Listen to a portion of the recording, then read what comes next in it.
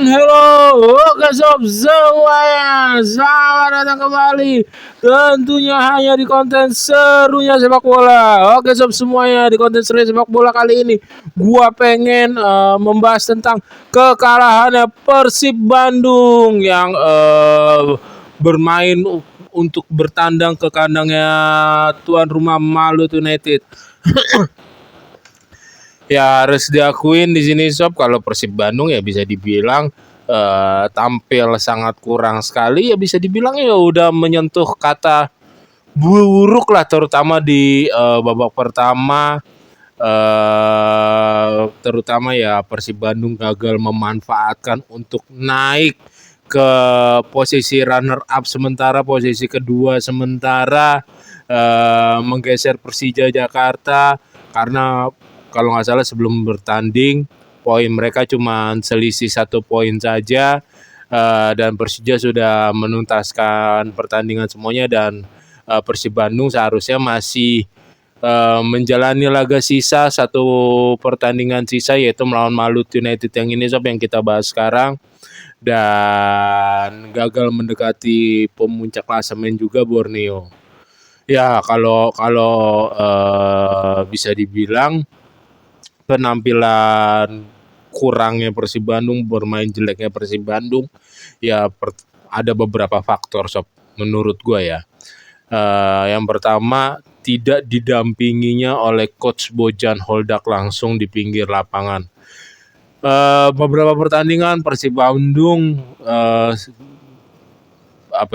di musim kali ini khususnya pernah atau beberapa kali tampil kurang baik, tampil kurang greget, tampil buruk lah di babak pertama khususnya. Namun kalau Bojan Holdak teriak-teriak di pinggir lapangan atau memberi motivasi, memberi arahan, itu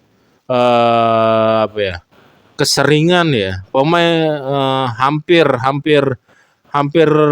ya, kita tahu juga Persib Bandung udah berapa kali di musim ini remontada, walaupun masih bisa kehitung jari gitu. Ya cuman comeback-nya Persib Bandung ya sangat berarti lah.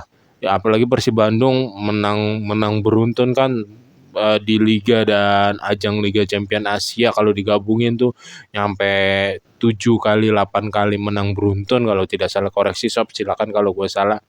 Dan tidak ada coach Bojan Holdak, ya gue rasa menjadi faktor utama di pinggir lapangan, tidak bisa hadirnya memberi arahan langsung, soalnya asistennya yang turun kan.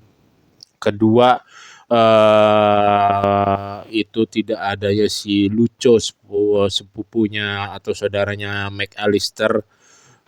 Tengahnya benar-benar si Mark Locke lagi bermain jelek juga, bermain buruk juga.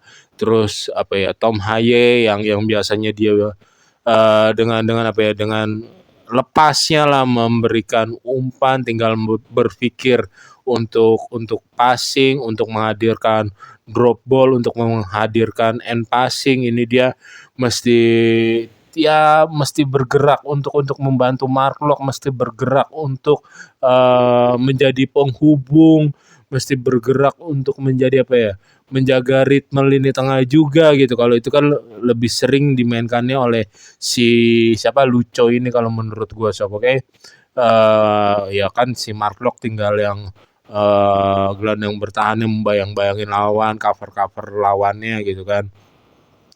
Nah, terus si Bergwijn terutama di babak pertama bermain di bawah penampilan layaknya si Bergwijn ini, bermain kurang juga si Bergwijn, sehingga memberatkan tugasnya si Tom Haye juga gitu.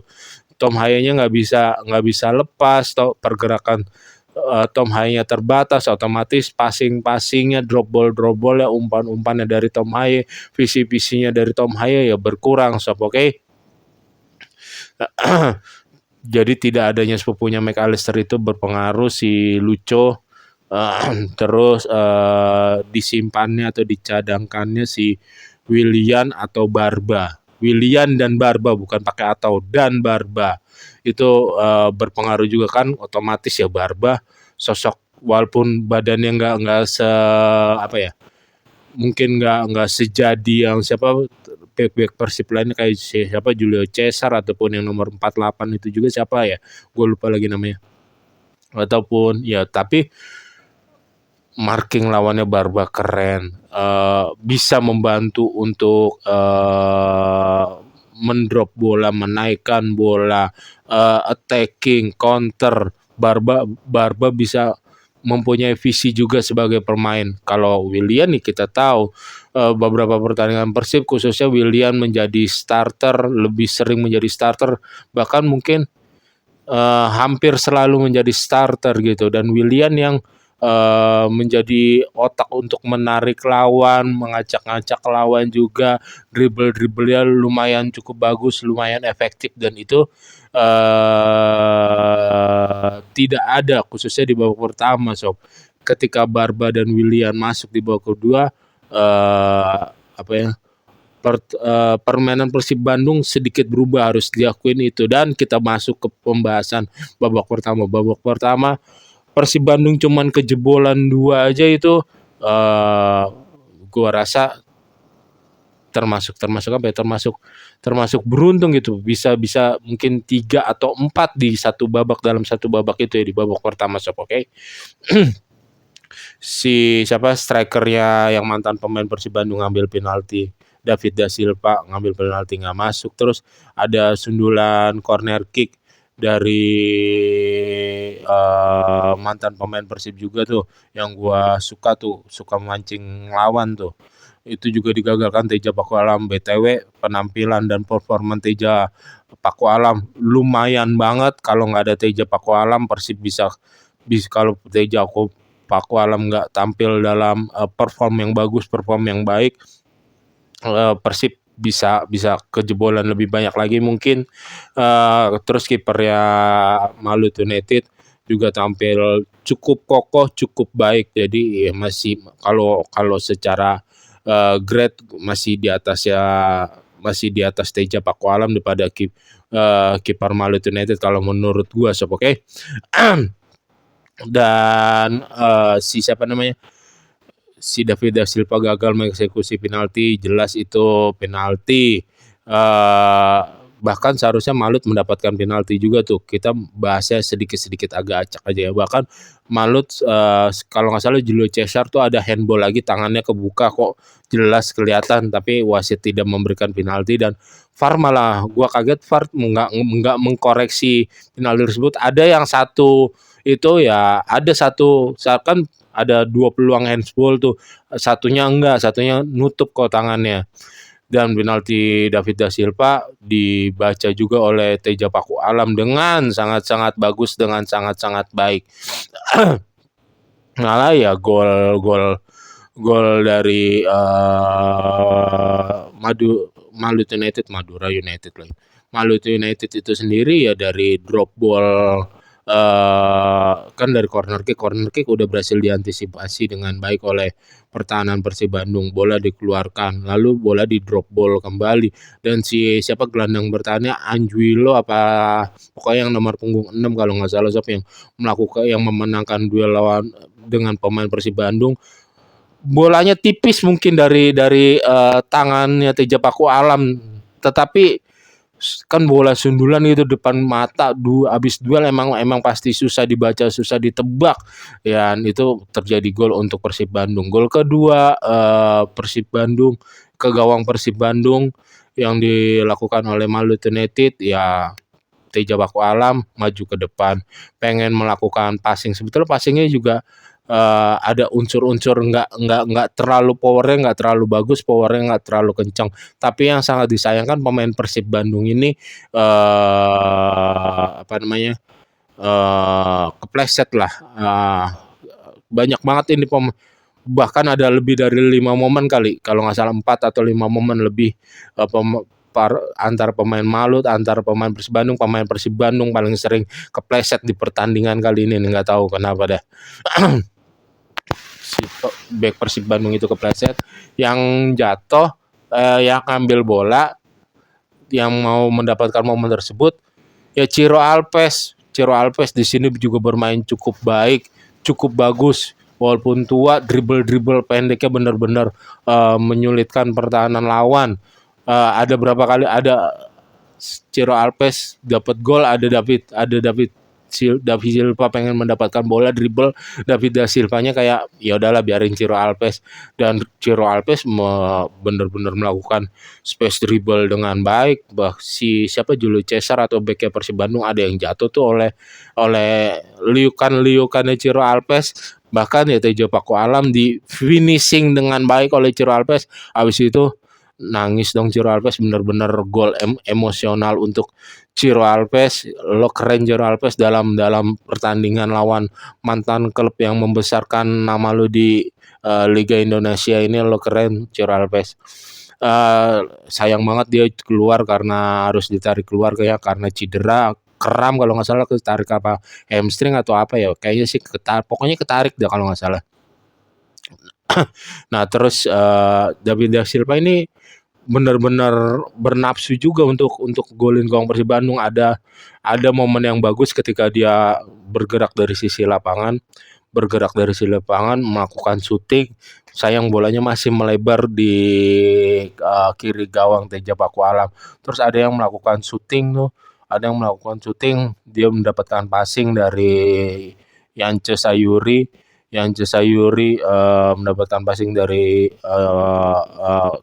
melakukan passing kepada David da Silva, terus melakukan pergerakan kanan langsung syuting, masih bisa ditinjau oleh Teja Paku Alam. Gua ngomong masalah Yance Sayuri yang ketika diambil kakinya ankle oleh Mark Locke dan mau nonjok Mark Locke, ya itu kesalahan gue bilang, tapi itu sebuah refleks dan seharusnya refleksnya nggak seperti itu.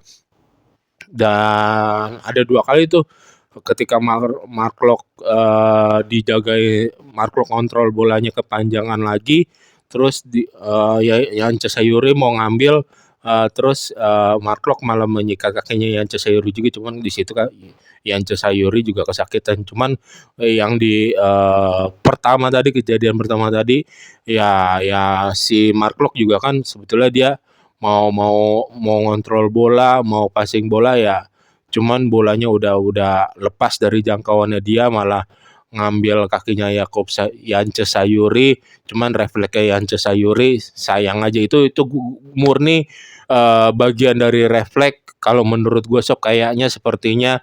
Dan si Yance Sayuri juga udah melakukan minta maaf juga sama Mark Locke atas ketidaksengajaan refleksnya tersebut. Udah lah Sob, nggak usah diperpanjang lagi. Cuman Yance Sayuri harus mencoba untuk mengontrol, semoga refleks seperti itu tidak keluar lagi kepada pemain manapun, pemain siapapun. Oke Sob. Dan balik lagi ke pertandingan, di sini ya berapa kali, 2 kali atau 3 kali masuknya Willian di babak kedua, malah mengancam gawang Malut United.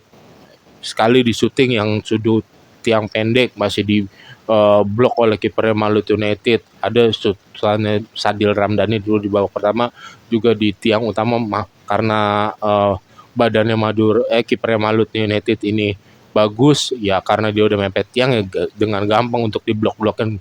Begitu juga syutingannya si Willian. Terus ada sundulannya Willian, kipernya Malut ini bagus banget penyelamatannya, di tepis, masih belum masuk, ditepis begitu oleh kipernya Malut United. Sayang pas bola muntah si Willian nggak bisa memaksimalkan dengan baik ya, bola volinya apanya kepleset gitu si Willian, bicycle kick ya. Dan ya terus ada yang kiper Malut udah ketipu, Willian bergerak di tiang 2. Sayang markingnya permain Malut juga masih begitu bagus, masih begitu efektif, jadi Willian sayang banget tidak bisa mencetak gol. Padahal benar-benar masuknya Willian di babak kedua yang merepotkan pertahanan Persib Bandung, ya khususnya si dia Beckham dimainkan nggak bisa berbuat banyak, dia kayaknya lebih cocok dimainkan super sub deh gitu ya. Terus ada ketika Persib Bandung menuju akhir babak kedua kalau nggak salah. Pemain Persib Bandung juga blunder lagi tuh, backnya mampu dicuri oleh Yakob Sayuri. Sayang Yance Sayuri juga terburu-buru untuk mengeksekusinya, jadi bolanya masih melebar jauh di gawangnya sampingnya Teja Pakualam. Soalnya ya pertahanan Persib Bandung juga babak kedua juga sebetulnya gelandang murninya udah nggak ada, tinggal masa dipasang gelandang murni bertahannya Tom Haye. Yang Tom Haye kalau bertahan juga nggak maksimal, nggak begitu bagus, Sob, jelek bertahannya gitu. Oke, Sob. Nah, ini sebuah kejadian Persib Bandung supaya untuk lebih berkaca, untuk berbenah aja, karena dia masih lolos kan di AFC Champions League tuh, dan masih ingin mempertahankan gelar ya. Dia masih mau bersaing di papan atas juga ya. Panas lah ini antara Borneo, Persija, Persib Bandung, dan satu lagi yang peringkat 4-nya tuh tipis-tipis kalau nggak salah poinnya, Sob. Oke, Sob, sekian untuk konten serunya sepak bola kali ini. Jika kalian menyukai dan menikmati konten serunya sepak bola, jangan lupa untuk subscribe, comment, like, and share, and see you and bye-bye. Jaga kesehatan semuanya, Sob, paling penting.